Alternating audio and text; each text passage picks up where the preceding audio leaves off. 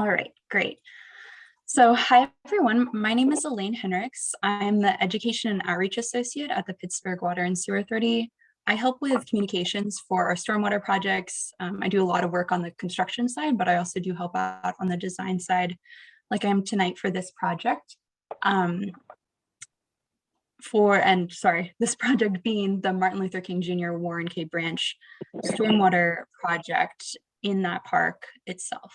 We're giving an update tonight with some design modifications that we've made since some of our last input from the gardeners.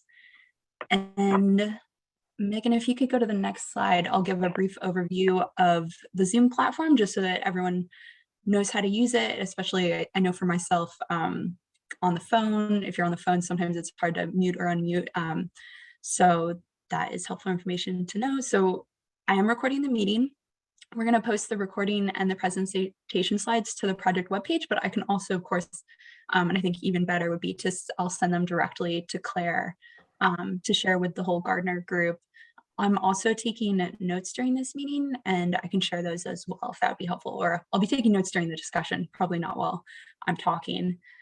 And then during the presentation, if you could mute so that we can hear me and then Megan and not have audio interference. But if you're on a computer or a phone on like the Zoom app and you want to ask questions during the presentation or get those questions started, you could put them into the chat, which is at the bottom of the Zoom app. There's a little chat like icon that you can click and then type questions into the chat, and then we'll all see them. And once the presentation ends, we can go into the chat to answer any questions that were there first, so that those people who are asking during the presentation get their questions answered first. And then we'll also do some unmuting so we can have verbal Q&A as well. And this is if you're on a cell phone and you need to unmute and don't have like a mute option on the phone screen itself, you can press *6 to mute or unmute. And the project webpage URL is www.pgh20.com/mlk-field is the short URL that will take you to the project webpage. And then next slide, Megan.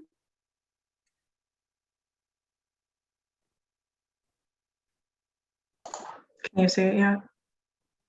Are folks picking up, is there background noise coming from me driving here, or is it okay if I stay unmuted so I can jump in without wrangling my phone too much? Maybe my internet is taking a little while. Yeah, I moved to the next slide. I cannot hear any background noise on your end, so I think we're okay. Thank you. And just a side note, Elaine, if you could send the presentation and recording and stuff to Nichelle and Ariane, that would be great. You can loop me into that. That's perfect. But Nichelle and Ari will communicate with the group. They're the coordinators this year. Okay, great. I'm going to take a note of that right now, real quick, so I don't forget throughout the course of the meeting. Great. Michelle and Ariane, and then CC.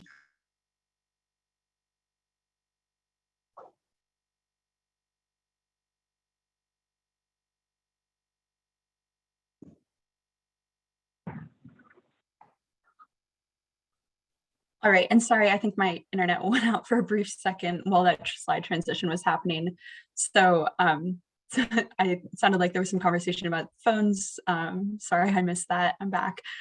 For the agenda, I'll go through some brief introductions of the project team so you just know who all is here.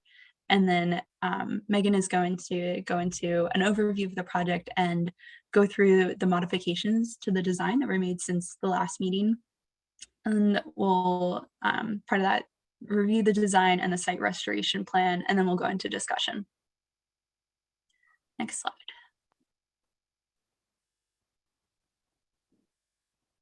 So for the project team from the Pittsburgh Water and Sewer Authority, we have Megan Simic, who's the design project manager, as well as me, Elaine Henricks, the education outreach associate.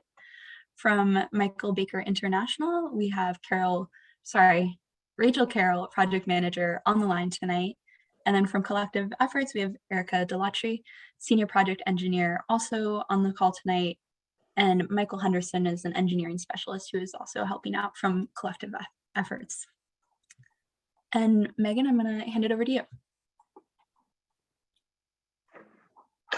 Okay, so just as a brief intro, Martin Luther King Jr. Stormwater Management project is intended to capture stormwater from the M19 watershed, where it will be stored underneath the existing garden site, and will be slowly released back into the system to reduce combined sewer overflows into the Monongahela River. The M19 watershed is one of the top contributors in Pittsburgh Water and Sewer Authority's area, and so it's one of the reasons that it was targeted to kind of control some of that stormwater. The goals of the project are to manage the first 1.5 inches of rainfall, and our current area of impervious coverage is around 7.3 acres of impervious coverage from surfaces like streets, sidewalks, and roofs through the drainage shed. It will reduce peak flows and runoff volume into Monongahela River, and we estimate that it will reduce overflow volumes by 4.7 million gallons per year into the river. The project is currently in the final design phase. We're finalizing some of the design elements, the project restoration plan, which we hope to have your input on, and the project will then go into the permitting phase and then into construction bid for construction this fall. The current construction cost is $3.2 million estimated. That's not our final total. We'll know once our design is complete in the next couple months, but currently we stand at about 3.2 million. So just some changes that have occurred in our design since we've talked last fall. I think one of the biggest challenges that we faced as a project was how to get the stormwater from the Oak Hill development and the Addison Terrace development to the facility. They're kind of, at a distance and required a lot of piping. There's a lot of utility conflicts. So over the course of the past few months, we've been working on, how to get the water to the system, and, is it worth our while to install all this piping versus the benefit of the facility? And from our design, our cost estimating, probably 3 or 4 site visits between Michael Baker and Collective Efforts and PWSA, we decided to remove the eastern inflow pipe from the Oak Hill development and to only have one inflow pipe coming from the west from the Addison Terrace development. We estimated that eastern inflow would probably cost about $1 million to construct and only would give us about 3 additional impervious acres treatment. So you'll see that on the coming slides, how that affects our design. There's less area disturbed, less trees removed, less disturbance. So I think overall our footprint of our project has shrunk by that decision. Part of what we've been working on since last August, since we talked, is to try to resolve this situation, and that's part of what's been delaying us in our communication with you all and getting this project moving forward, is just how we were going to resolve those issues. We've also shifted the R tank facility to the northern fence line, as far north as we possibly could, to try to, give you all the most growing areas we possibly could, and to also try to impact your garden areas as little as possible. So we've gone out to the site. That's great. We've gone out to the site numerous times, and we've measured all of the areas. It seems like, there's a lot of changes that have happened since we started the project. So we wanted to get, as much updated information as we could. So we've taken a bunch of measurements out there, and I think the drawings that you'll see more accurately reflect your current garden layout. So here's what we were looking at last fall. We were talking about doing the meadows. We had the 2 beds that we had measured. We had the raised beds all to the left. We had this inflow piping from the right or from the west. And then we had their inflow piping from the western side. So we've taken some of the comments that you made from last fall, and we're continuing with the meadow design. These are the updated areas that we've measured. So these accurately reflect your beds that are out there. We rotated the shed and pavilion. That was one of the comments that we received last fall, is that the shed and pavilion would open to the garden and not to the fence line. So we did rotate that. We moved half of the raised beds. That was another comment we received. We moved half the raised beds to the eastern side along Kirkpatrick Street. So half will be on the west and half will be on the east. And we shifted the accessible spaces from the lower, this was not a comment that you made, but we just thought it was a design improvement. We shifted the accessible spaces from the lower, they were farther away from the site entrance, and we shifted those closer to the gate. So they would be, closer to the garden entrance. The other change that we made is the inflow piping from the west was too steep. That area along that hillside is like a cliff once you get back into the woods, and we shifted it to the north to enter the facility from the north to south, rather than coming in from the west and across. And I'll flip the slide here and show you the bigger picture, what we're looking at. So we've eliminated this eastern inflow, which reduces the amount of trees removed, reduces our footprint of the project, and we're having one inflow from the western side. So these are the modifications I've listed out here based on the gardener's comments. We're continuing with a meadow design. We had one of the environmental scientists at Michael Baker, who has experience in installing meadow plantings, come up with some literature and design, and we're going to incorporate that into our construction specifications. And I did share that with Claire.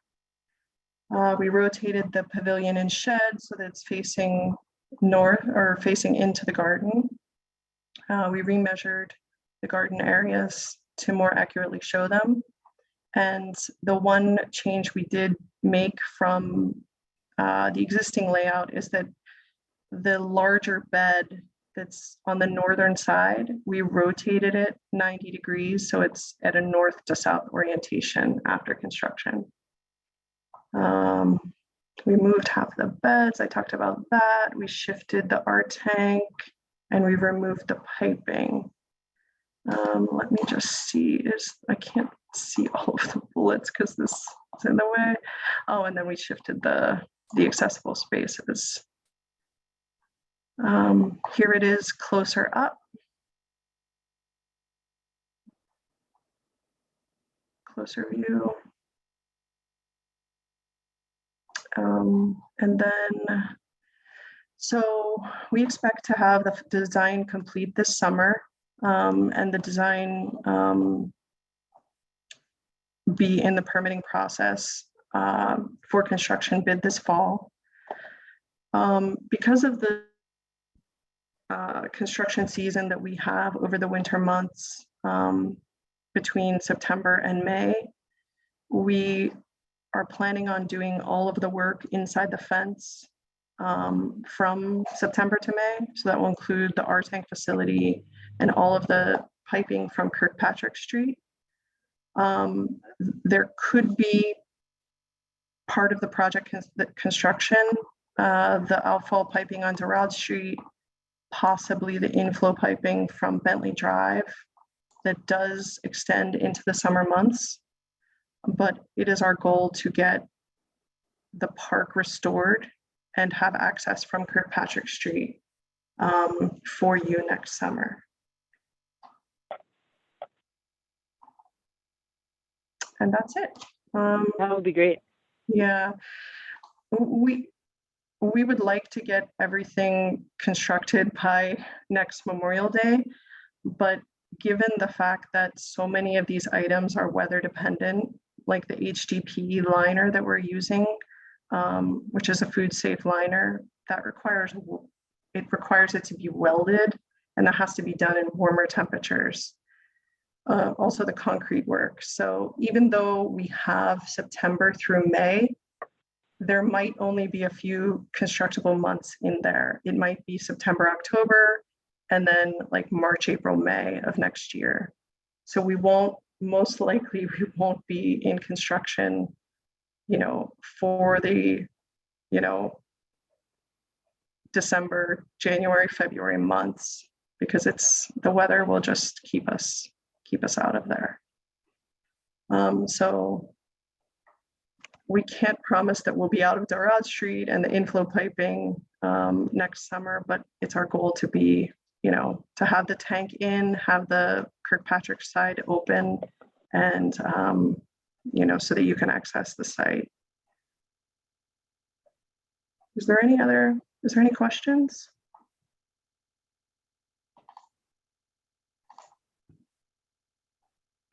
I have a couple questions. If you guys finish on a Kirkpatrick set, like where will we park at? Be able to go into? Yeah, so that is a really good question, and one of our concerns. Are most people parking on that little driveway when they come, or are people currently parking in the parking lot? Because it's both, but mostly on D-Rod. Okay. Yeah, and D-Rod gets overgrown and then it scratches up everybody. It scratches up my car, which is why I don't park over there. And also for safety reasons, Kirkpatrick feels like a safer entrance to use, but that's just, that's one of the reasons it's used. Yeah, Kirkpatrick is a safer entrance. It's not enough parking on Kirkpatrick for people to choose that. So that's why most of the time we're forced into D-Rod. Does anyone, I know that Kirkpatrick people tend to really fly down that road, but does anyone park on Kirkpatrick Street? I know it's a wide road. Some people have parked on Kirkpatrick Street, the actual street. Some people will pull up into, like, I think most recently, people pulled into the driveway because it happened to be open. And that was like a big game changer because it allowed different access than I think we'd had previously. That was welcome access. So, but as far as people do use the street.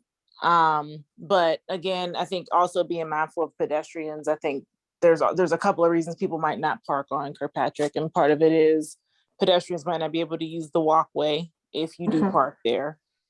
And like you said, people do speed, but the people from the church use Kirkpatrick too to park. So. Okay. Yeah, we might have Is to. it possible for them to keep the chain off so we can go in there? That's just what I was thinking, is like maybe during the length of construction, we can have DPW keep that chain off and then see, what kind of configuration we can have people park in there. We don't want to add impervious coverage for pavement because it produces more runoff and kind of adds to the problem. So we could maybe give it some thought and see, how we could phase that during construction to kind of get people parked on that side. Is gravel an option? Yeah, Erica can probably answer that, but I don't know how the city and DEP, they kind of. Yeah, they do. They consider gravel to be an impervious surface. Okay.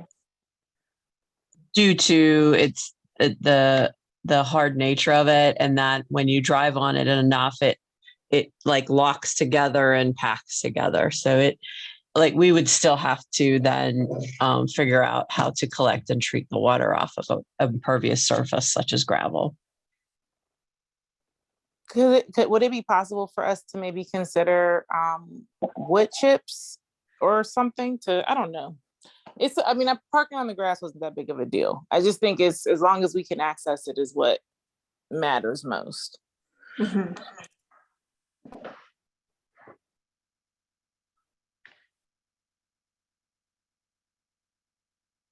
Yeah, that might be an option. I mean, for rainier times when a ground is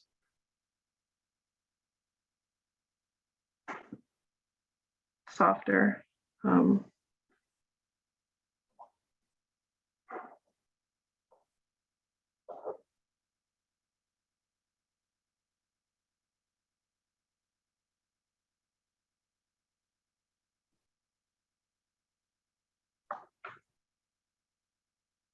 Okay. So as I get back to us on that, Yeah, I'll get back to you on it. It might be something we can do for a temporary condition. I don't know what how DPW or the city feels about, possibly creating like a permanent, parking lot on that side. But maybe during construction, we can create something that will keep, give you a place to park, but also prevent you from sinking in the grass. okay. I have another question. The shed being moved where it is, I'm Mhm. concerned that in the shade, the plot that it's near. Yeah.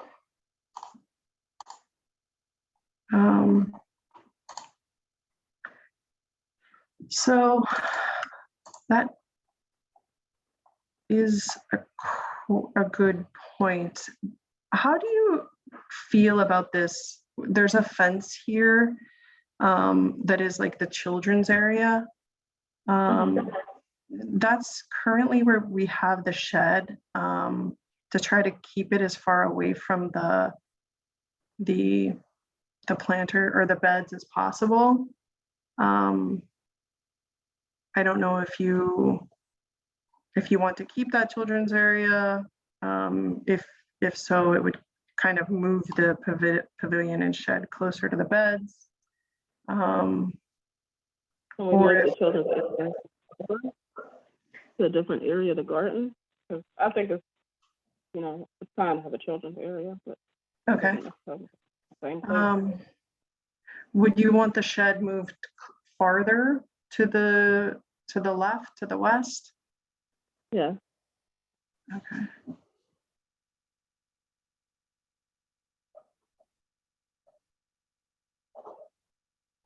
Maybe with the children's area and the kids.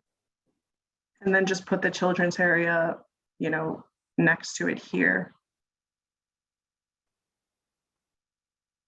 Where at? So if the shed and the pavilion moved closer to the fence, then like the children's area could go in here. You want to share your screen, Megan, I thought so I we was can see sharing the here? screen. Sorry about that. I thought I was sharing the screen. I was like, Yeah, like, oh, okay, there we are. sorry about that. Yeah, that would totally help if you had like a visual here to look at. Oh, there we are. Oops, there we go. Okay. So if where the shed and the pavilion is here is kind of in the location of the children's area. Oh, it's what's inside the borders of the children's area. Yeah, that's kind of where it sits. Oh, I think that works. Okay. And then did you I don't know want if anybody else disagrees, but I think it works. did you want that fence replaced where the children's area is? If you did, we could kind of create like a little fenced in area adjacent to the pavilion. Or we could do something, up in here.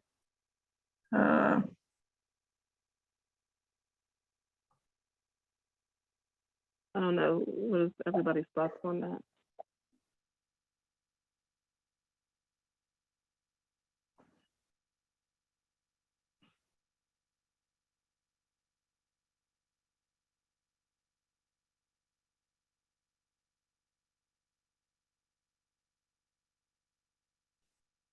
Did you ask if they wanted if we wanted the pavilion area fenced in again, or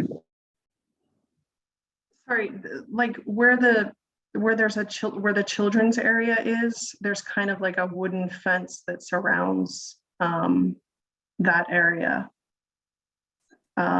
Did you want a children's area that's like that, that's fenced in with the wooden fencing? Or so like whether it's the children's area or it's just an area? I do like the fact that there's some space set aside, okay, and that it's a little fenced off. But like I think it's up to the rest of the gardeners. But I think it does create a little bit more definition in the space from a design perspective, and I think that does help to we think about the uses we want to have even around programming and things like that.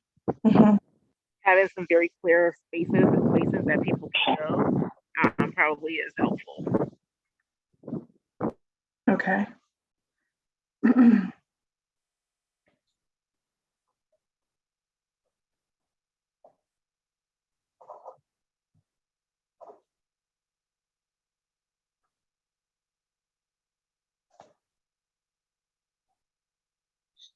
Okay. All right, let us give that a little bit of thought and maybe see what we can think of regarding making a fenced-in area. Is this spacing acceptable? I know you were saying that you didn't want to shade these beds. I think it is acceptable because I didn't realize it was inside that border because, you know, on this picture, like the printout, I didn't get to see it as big. Yeah, but that would It result in us kind of removing that existing fence line and possibly putting it somewhere else if we wanted to push it this far away from the beds. I think that is fine. Okay. I just didn't realize that where it was located. I thought it was closer to the bed than it was. I just misunderstood. Okay.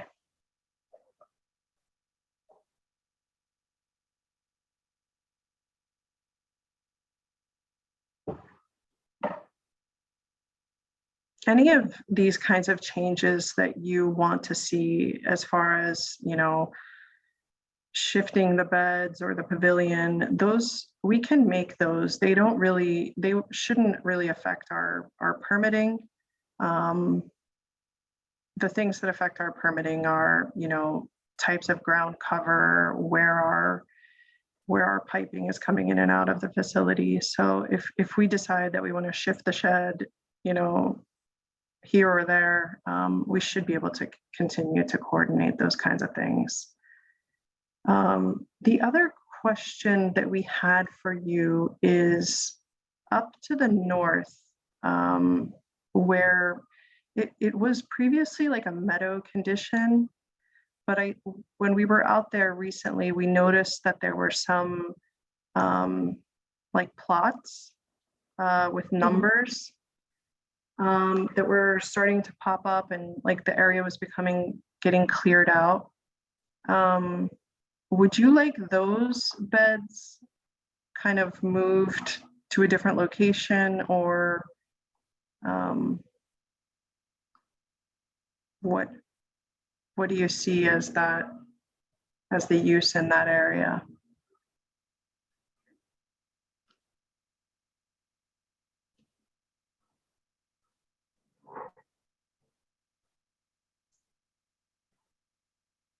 Because we could put the raised beds on top of the facility, on top of the R-Tank facility, but we would like to not have in-ground beds on top of it, just because if someone really starts digging in there, they could hit the top of the facility.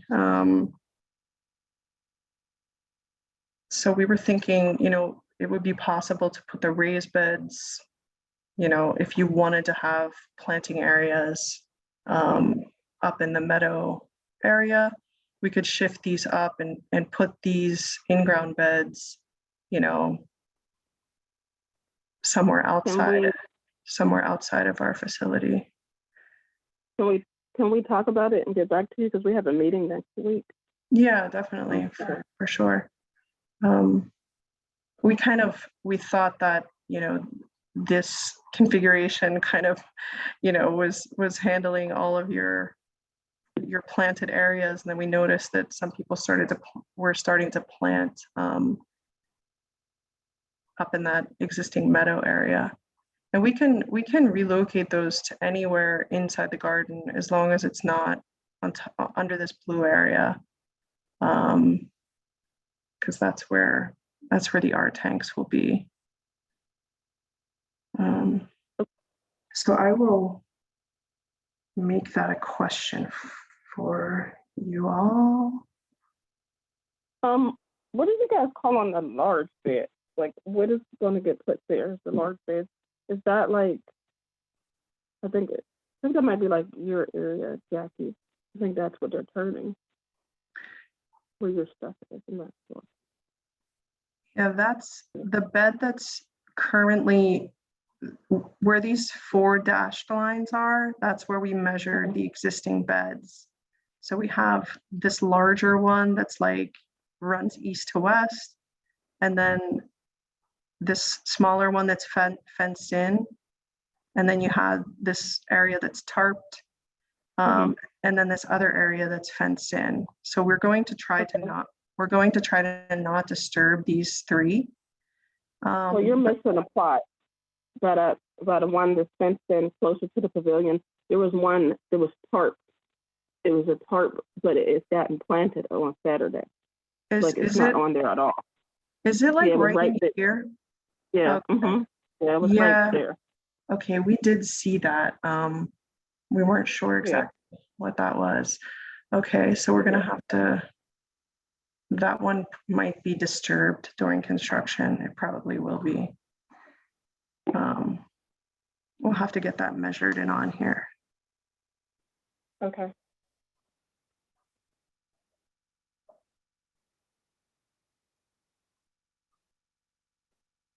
So depending on where that one is, we might be able to put that one back right in the same location. But this larger bed, we were proposing to rotate north to south here. So we're taking the area that's larger area here, and we're just rotating it 90 degrees so that it's runs here north to south.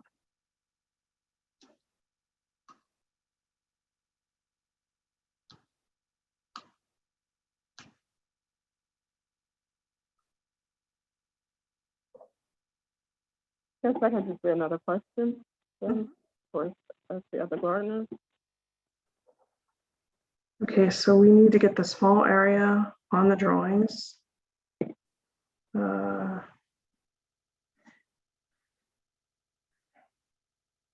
You're going to find out about the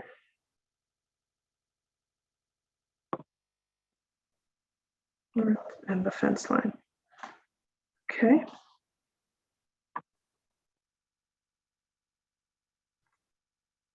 Erica, can you think of any?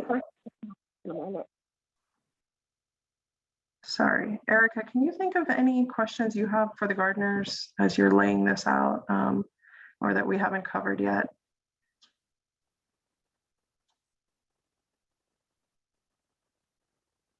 No, I just what you've mentioned, Megan. One of the things, our main question was what we called, and that, you know, excuse us if we're not calling it the right thing, but we called them existing numbered beds, because we saw numbers on them, and we took a measurement of that area, just trying to figure out how to basically fill everything, what we can do with that, if that's something you'd like to keep. Like Megan said, we just can't have planting on top of the tanks. But we can put the raised beds and the children's planters in that on top of the tanks. So if we want to free up more space for garden outside of the tank, pretty much everything outside of that, like she said, that blue rectangle can be tilled and planted.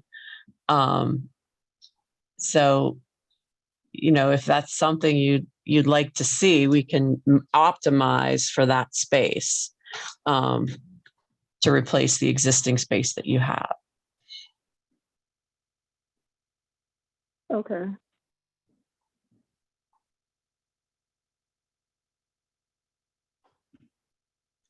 Does anybody else have a question? Because I've got one more, and I felt like I was kind of hogging up all the question time.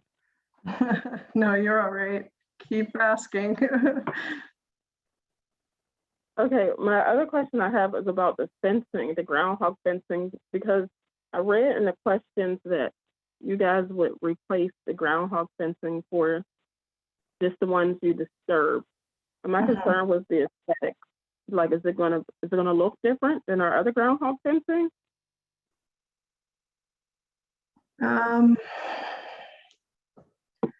So you guys have put that in there fairly recently, so it's kind of new fencing. Can we reuse it? Can we remove it and stockpile it and just put it back when we're done? I mean, it's in fairly good condition. Do you think that's feasible, Erica, or? Yeah, it might be. I mean, I would, from the engineering point, what we would note is that all fencing, like, all the groundhog fencing would be replaced in kind. So if it's damaged upon removal, which it might be, because I do believe it's buried a little bit, then they will just have to replace it with the same material and install it in the same method. So it should look exactly the same. Okay.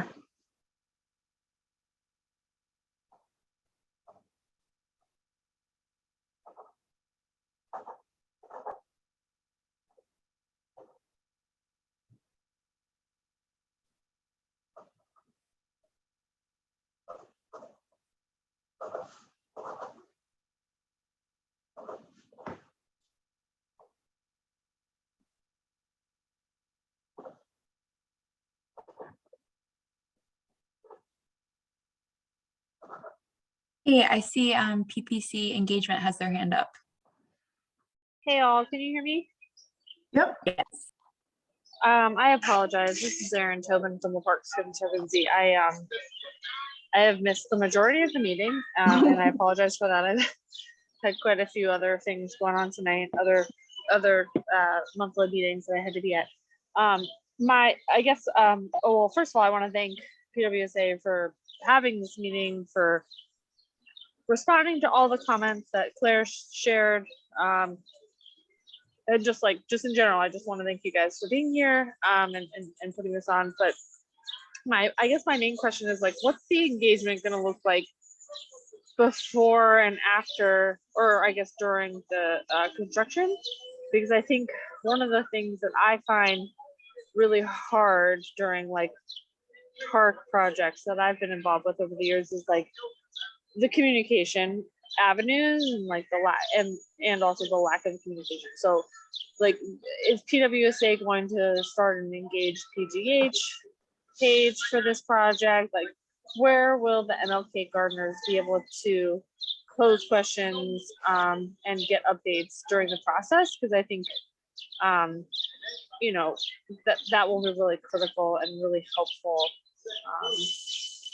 while the actual construction is occurring.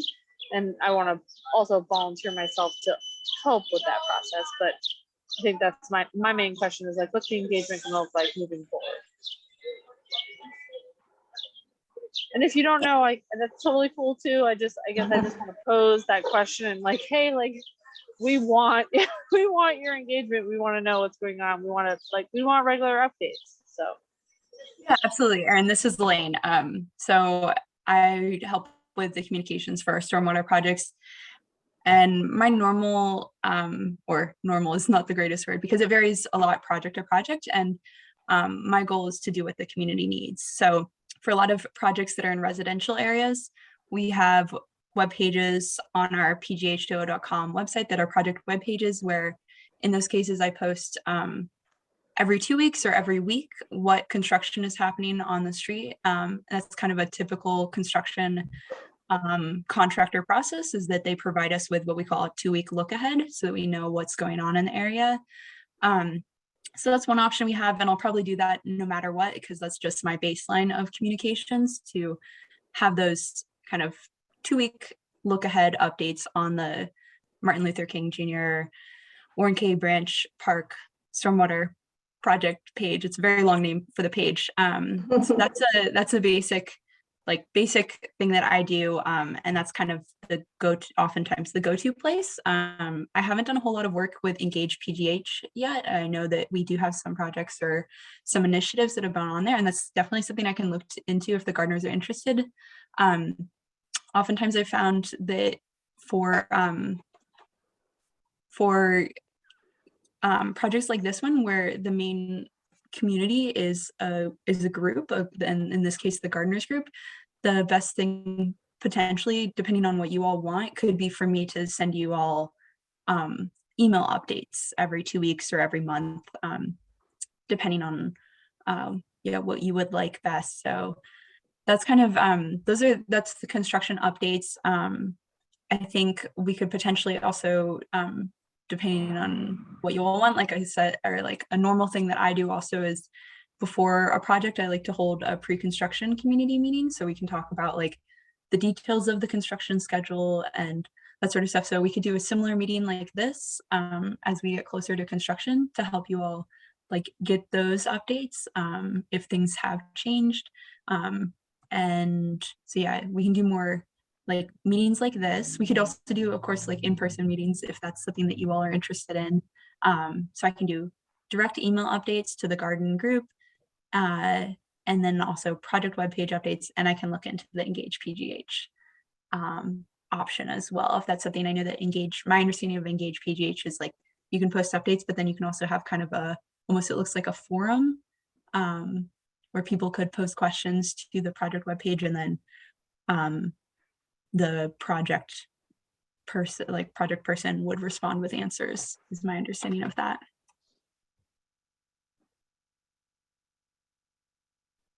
I just listed off That's a awesome. long laundry list of options. No, that's So great, Elaine. No, I no, I appreciate that. Yeah, no, that's great. I think I don't want to speak for the gardeners, but I think maybe a follow-up that I can do. So they have their monthly meeting the first Wednesday of the month, and so that's next week. And perhaps I can kind of pose the question like, hey, how would you guys like to be engaged? Like, how would you like to understand the updates around this project moving forward, and just kind of get that understanding from them? Because I think I don't want to like burden, sorry, I'm out of a park project right now, and sorry for the background noise, but like I don't want to burden you guys more than we have to, like, so maybe every 2 weeks is too much, but I think monthly updates would be really wonderful. Maybe like this third week of the month we get an update that we can then share at the meeting, which is the first Wednesday of the month, right? So so yeah, let me get with the gardeners and see what they think. But I think potentially an Engage PGH website would be like a landing page, if not on the like, would you guys maybe consider doing something on your website like you've done for other projects, if not the Engage website? Yeah, sorry. So maybe my internet might have cut off at that point. We do have a project webpage already up on our website for this project. Nope, I'm sorry. I'm an idiot. I should have known that. I'm so sorry. No, you're good. You're good. I know that oftentimes, at least it seems to me that like we can have project web pages up, but when they're in design, we're updating them very infrequently, so they're not really a common source. People aren't usually going to them. It's usually when we get to construction. But yeah, we do have a project web page in that I can. That's the place where I can post like the monthly or or every 2 weeks, construction updates with text in addition to doing the email. It's where you're talking about doing like an email before the gardeners meeting. Sounds like it would be helpful if that's something that would be useful to the gardeners once you get that feedback at the next meeting. That would be great. So yeah, I think I would love to hear if the gardeners get to talk internally and figure out what they want from me, I can meet that as much as possible. That would be, I think, probably the best thing. And I can, so I can provide those options again too, Erin, if you need them.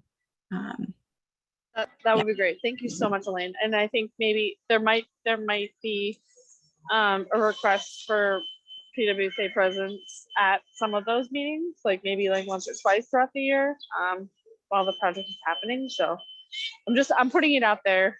You guys come to a lot of meetings. You almost never say no. So just saying that we might ask you to come to, an additional MLK meeting. So, but thank you. I will follow up with you directly after next week's community garden meeting. Thank you so much.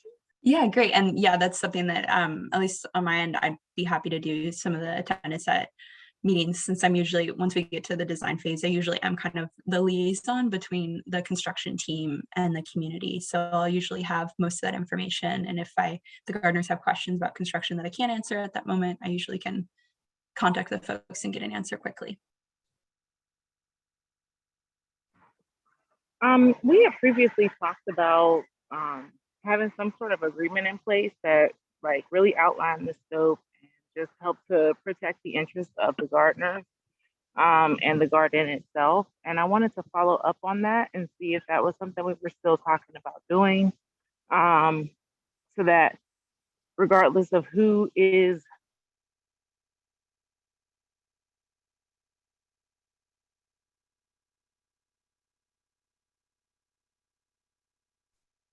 age. So is that something You guys connected. I said, is there still going to be an agreement in place? That's the basic question.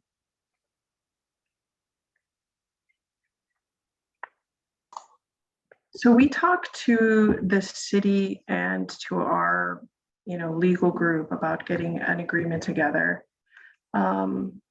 We typically don't have agreements with groups that are not the owner of the property.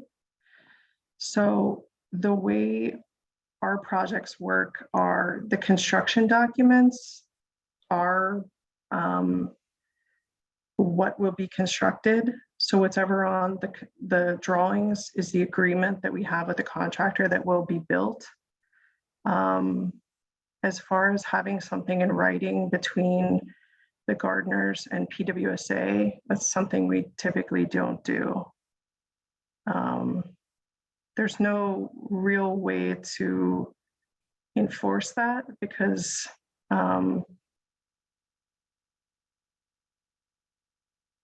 DPW is the owner of the property and they could technically, change the terms of the agreement whenever they want. So our agreement with you all is that whatever we're showing on the drawings is what the contractor will build, and they're legally obligated to build it. And that would be, what we would negotiate with you all. Okay, but to be clear, what you're saying is essentially that the garden will not, that at any point, DPW can change its mind, change the terms of the agreement, change what it wants to do with this land, and the gardeners just have to deal with that, correct? So the city has to have a 25-year agreement with Alcosan that this facility will remain on the site for 25 years. But other than that, the city legally could, decide that they want to turn this into a playground, or they could turn it into a baseball field, whatever whatever the city, and the residents decided that they wanted at that time. So we can't really get into like a legal agreement with the gardeners. We can only construct what is on the drawings, which would be the the contract documents that we prepare. I don't know if that makes any sense, but No, it makes complete sense. I just want to make sure that we have it on the record so that everybody else is clear as to what your Okay. response is. okay.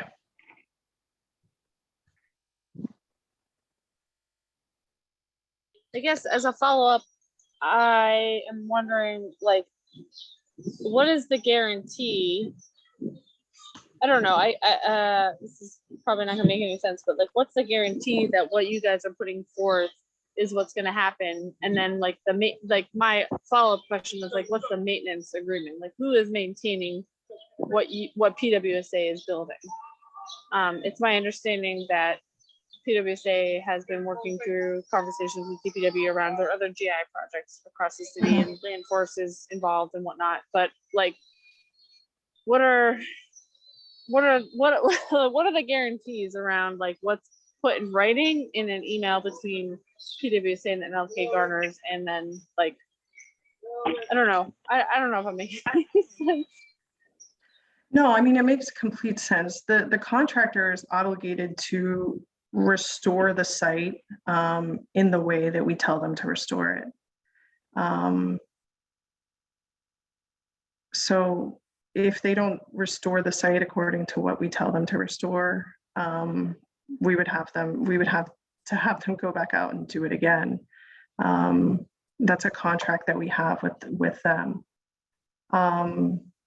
As far as maintenance goes, PWSA would only maintain our facility on the site. So we would maintain our piping, we would maintain the underground facility. But as far as mowing, maintaining,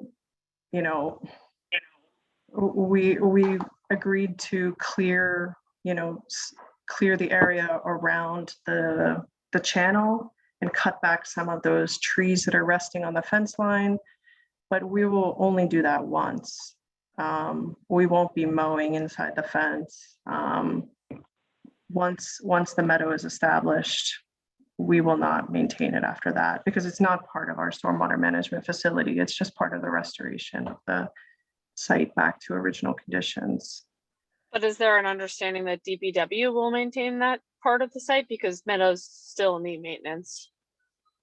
Yeah, as far as I understand, and I can confirm this with DPW, is that anything inside the fence is the gardener's responsibility to maintain, and anything outside the fence is DPW's responsibility to maintain. And we've talked to them about, the amount of knotweed and how overgrown the site is. I don't know if we have that kind of influence to get them to maintain this property more than they already are. That's one of the reasons that we decided to put meadow in the site, is because it would require less maintenance for the gardeners rather than having to mow such a huge area, every week or two. Right, and I love the meadow idea. I guess my question is, let me ask a follow-up question. Like, if there is an expectation that the gardeners are supposed to maintain something, like, is that in writing? Like, I guess what I'm concerned about is I constantly see projects happen without the maintenance understood between my organization and the city. And there's always like a mix up there, and it's a battle of resources. It's always a battle of resources.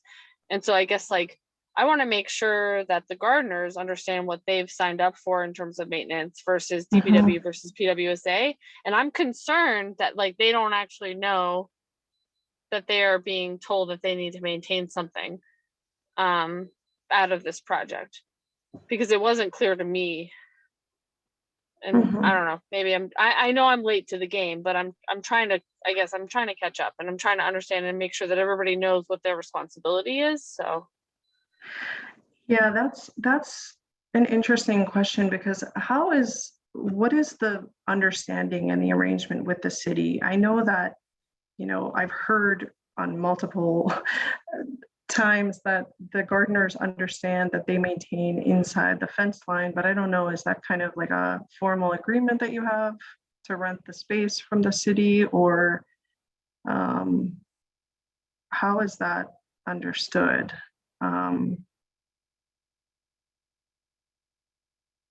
There is an agreement with the city. At some point it was more formal. In the past couple of years, it's been a little bit less formal. This year, we're able to fill out the info for the roster for their sort of just checklist of knowing who's in the space. Again, so there's a document somewhere. I don't remember it outlining that sort of thing. And without wanting to totally table this question of maintenance, I'm wondering if we could go back to the agreement question that Jackie asked. Okay. Because you said that you only do an agreement with the property holder. So will you be having legal agreement with the city about this project? Yeah, we'll have a maintenance agreement with the city on this project. And like execution, like it's not just about maintenance later, but it's about the execution and the plan for the project, right? Yeah, there's an agreement between Alcosan and the city and us that says that the project will be installed and it will be here for the next 25 years. And then there's a maintenance agreement. And those are the two that we're working with the city. Wondering if we could add that. I don't know if you have that paperwork yet, but I think that any sort of like in writing, this is what's happening, this is the contract, whether it's the contract between PWSA and the city or PWSA and DPW or something. I don't know, other folks who are here, correct me if I'm wrong, but I think it would be really good to just have that in hand for the gardeners to be able to see that and be like, this is what's in writing, this is what's committed to for this project. Yeah, 100%. I feel like we need something in writing, because otherwise, like, what I'm struggling with is that stuff. A lot of conversations have happened and it hasn't been in writing for people to look at, and there's a lack of understanding around who's doing what. And I think that the overall situation is people are, you know, supportive of what's happening, but there's just a lack of understanding around responsibility and roles. And that happens everywhere. Like, I'm not trying to knock this project. I'm not trying to be a jerk. I'm really not. I'm just trying to be preemptive about like how I've seen so many projects go through, and then people are like, well, who's in charge of the maintenance, right? Like, that's always the question. So, and this is a special project because it impacts so many people who are, you know, utilizing the space because they're partners. So yeah, I would agree. Having something in writing that outlines who's responsible for what would be really important. Yeah. And also, can you please, if possible, send over the agreement? I cut out, so I'm not sure if this was already asked. Can you please send over the agreement for the 25-year lease for those, you know, who's responsible for maintenance as it currently stands? Because that will help us not have to dig deeper into the conversation than we need to. It just helps us be clear on what the relationship is to the land. Okay. Those are in the draft phase with our lawyer currently. Part of that maintenance agreement does involve us preparing a sketch of the areas that we'll maintain. And for this project, it will be limited to our underground storage facility and the piping. Part of my concern about the meadow condition is that when you look at a meadow, you know, on the side of the street or from a distance, it looks really beautiful. But when you look at meadows close up, they can look kind of wild. And I just, you know, want to make sure that everyone is going to be happy with that with that condition.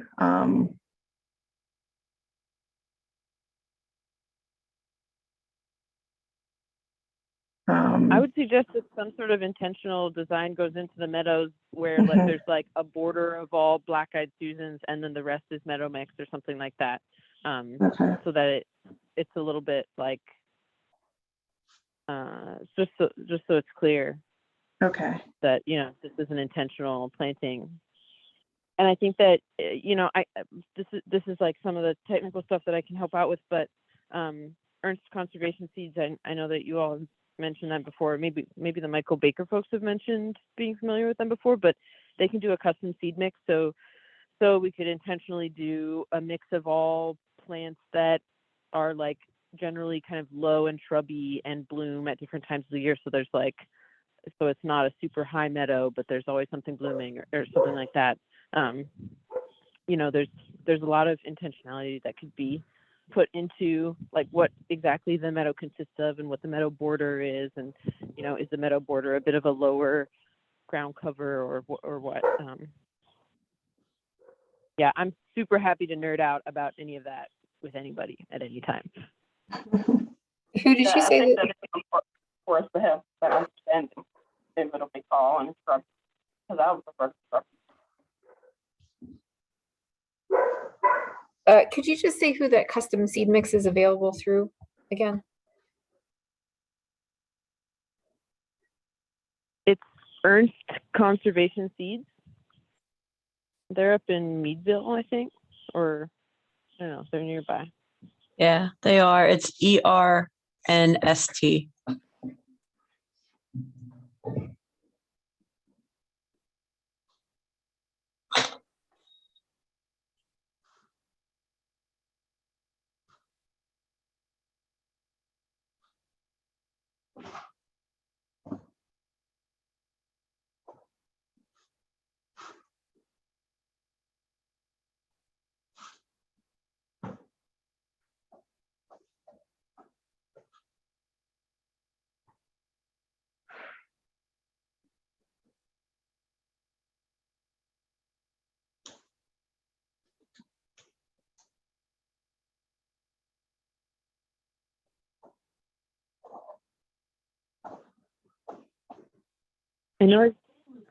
I know I sort of jumped back in after a little while of being off the call.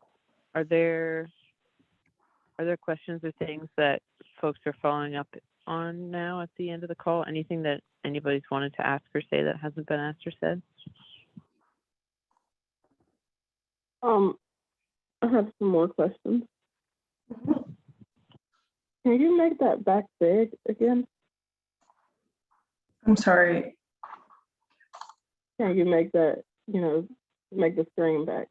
Okay, sorry, 1 second. Let me get there. There you go. Okay. One question I have is the existing bed, the 23 by 36. I see the other ones are moved up away from the shade. Why isn't that one moved up as well? That is the current location. Is that right, Erica? But they all are in the same, like all the beds are lined up the same against the fence. And those Okay. are moved up. All right. And Yeah. It's how we measured it. If it's incorrect, we can fix it. But it's what we measured when we were out there. I mean, we've been there several times, and I know I've remeasured several things, so I may need to remeasure it again. But it's how we measured it probably about a year ago. And show it bumped up against the fence. But if it's away from the fence, we can fix that. well, because the 40 by 25, that fence is literally connected to the big perimeter fence. So you guys have it like with a gap. I mean, we like the gap. I just would like them all to look the same. Yeah, we're just trying to show what's existing. Well, that 40 by 25 is definitely incorrect. Okay. Because the fence around that plot connects with that the It big, connects. larger border fence. Yeah. it connects with that the original chain link fence.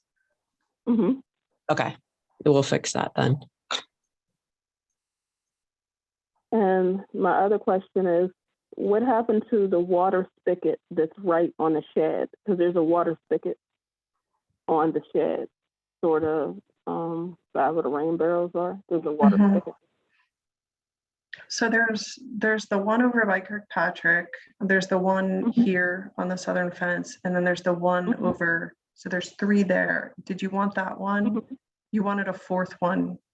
Would it be on this side, or would you want it on the side of the beds? So there would be, there would be. Not really sure. I just wanted to know what you guys were planning to do with it, because it's just like gone.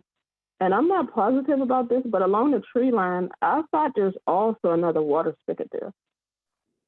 I was told that. I've never actually seen it though. Up in here? Water spigot of it. Yeah. I didn't see one, but we can look again. You mean, Nichelle, do you mean like over by the Kirkpatrick side gate? No, on the side where the trees are lined up against it. Up in here? Yeah. I'm trying to think, yeah. but I'm not sure. Yeah, Miss Mickey's told me there's another water pump over there, but I've personally never seen it. We can run out and check and see if there is one. And just I wouldn't be confirm. surprised if there was one hiding. Yeah, that So I'm fence not sure. line's really overgrown up there, so maybe there is one. But we can run out and check on that, and we can check on those, these distances while we're out there.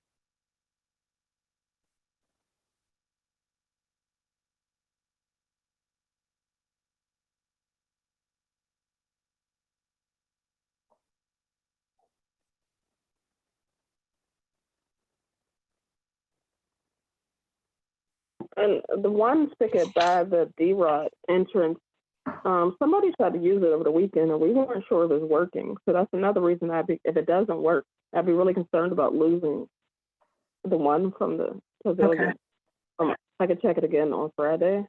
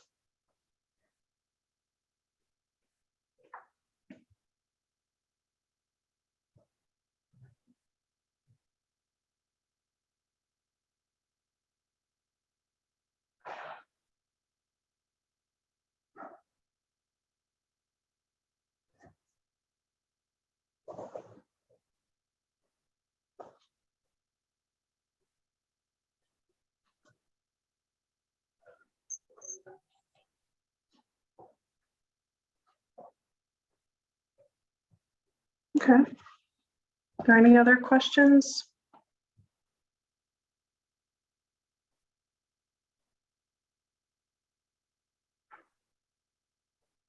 I might have missed this while it was. Sorry, I might have missed this while I was out, but I'm just wondering what the next step is. Just what the next like point of contact when we can next expect to be in touch. Yeah, so I'm going to compile a list of questions that we have, or input that we need just based on this meeting, and I'll get with Rachel, Erica, and Elaine and just make sure that I'm not missing anything. And then if you could ask the gardeners potentially in your next meeting, and maybe work on resolving some of those questions, we can get them incorporated. And where are we? It's end of May. Would you want to meet prior to your next garden meeting in a month or so?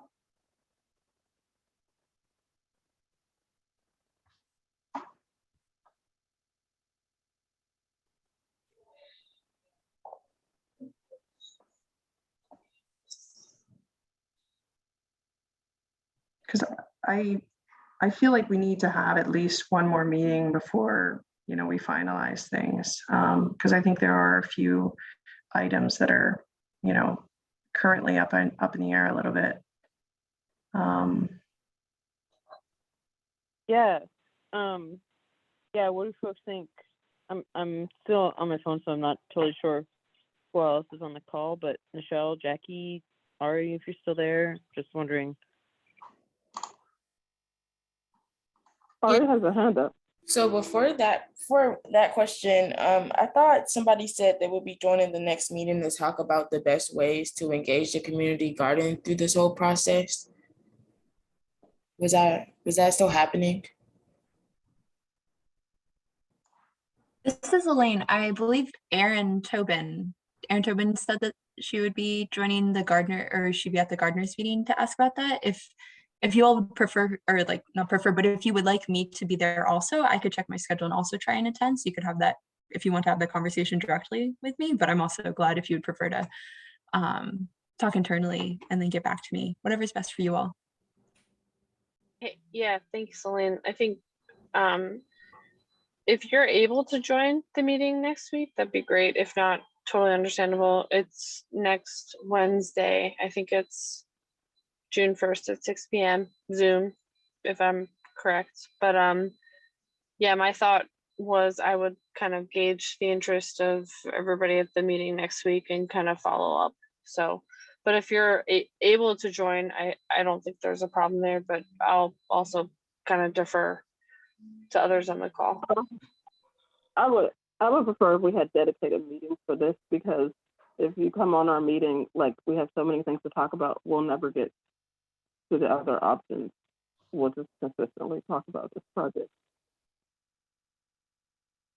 I certainly understand that. I've experienced that myself with meetings before. So yeah, Erin, if you can or Michelle and anyone after your gardeners meeting, if you could from that, if you have a quick time to have a quick conversation about what you'd like to see in terms of engagement, and then let me know, that would be great. So I'll plan to not attend so that you can have your discussions without me distracting you all. Sounds Okay. good. Thanks, Elaine. Yeah, I'm also curious, right now, if folks have, like Michelle and Ari, do you and anybody else is here, do you have thoughts right now about like how it might be best to engage folks with, I was hearing talk about a monthly email update or other communications, right? I mean, I think I have to ask other gardeners, but I think that we definitely need a specific contact to talk to when we do have questions, and garden with the CWSA. And I think the Engage website is good, but I think it's really crucial that we have, like I said, another contact besides just that website, that we can't really get to talk to a person. But I really don't want to make that decision right now until I talk to the other gardeners to see how they feel. Okay.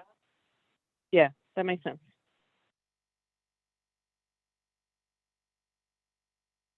Okay, cool. So we'll check in about that. And we'll plan for another meeting specifically about this in about a month. That's what I'm hearing, right? Yeah, go ahead. About a month, maybe sooner, maybe. I don't know. I just really want to see other people, how they feel about meetings, because I mean, if we talk about it on Wednesday in a week, I don't know if we really have to wait a whole another month.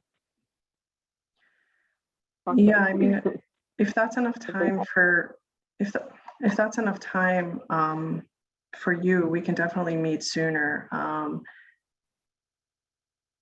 I can get the list of questions over to you prior to your meeting, and then if there are no other comments that come out of that, we can definitely meet sooner. Okay. So can we just get back to you about a date? Yeah, sure. And I have one more question. This up close, shot, can we get a copy of that? The one that we have is so far away. That's why I really couldn't tell the difference with the pavilion.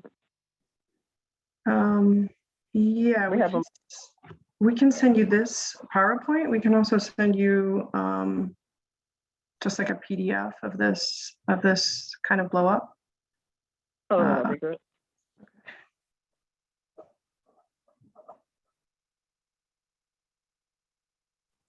Yeah, if it's easier, I can send it in as a JPEG, like an image file, if that's easier than a PDF, to be able to see it up close as well for this enlarged image.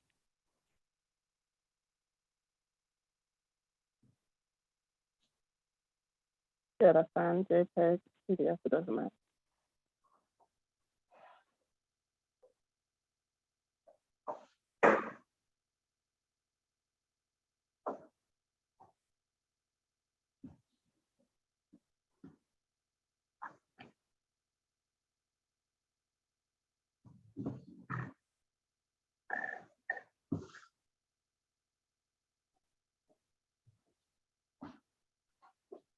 Okay.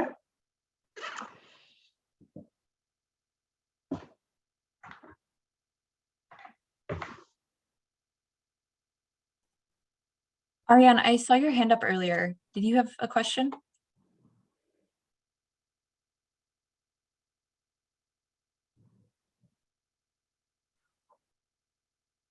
I'm sorry, you talking about me? Yeah. Yeah, Oh, sorry. no, that was I lame. think I already asked it. Thank you though. Okay, great. I just want to make sure we got to you before. It sounds like we have some next steps. The gardeners are going to meet next Wednesday. Megan and I are going to get our notes together and then also share out this information with you all from the presentation, the recording, the notes, the image or PDF of this enlarged version. The gardeners are going to get back to us about some of these questions about what you would like to see, both in terms of some of the garden bed placements and also the engagement question. There might be some others that I'm blanking on right now, but I know we all have them down. And if anyone has any last questions, we can certainly try and answer them now. And then if not, we all can be in touch soon.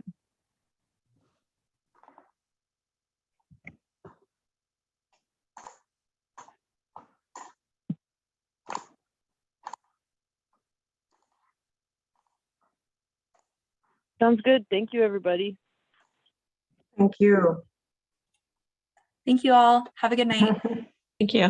Bye-bye. Good night. Talk to you later.